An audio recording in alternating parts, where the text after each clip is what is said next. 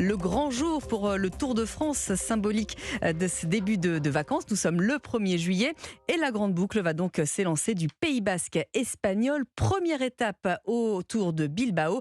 Alors on va se demander qui succédera à Jonas Vingegaard dans 3 semaines à Paris.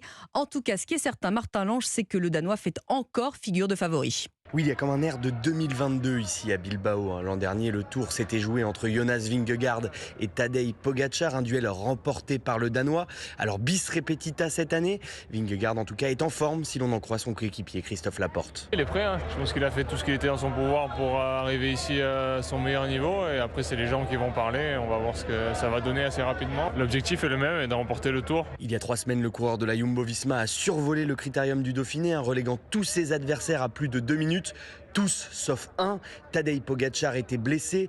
Le Slovène, déjà 2 fois vainqueur du Tour, a très peu couru ces dernières semaines, mais il rêve de reconquérir sa couronne, selon son manager Mauro Gianetti. Il est motivé, il est confiant, il a un peu d'incertitude comme nous on l'a parce qu'on ne sait pas vraiment l'état de forme. C'est possible, un peu qu'un peu de compétition, ça lui manque les premiers jours, mais c'est Tadej quand même, donc on a de la confiance. Pogačar qui pourrait tenter de faire vaciller le tenant du titre dès aujourd'hui dans les collines du Pays Basque. Martin Lange, envoyé spécial d'Europe 1 sur le Tour de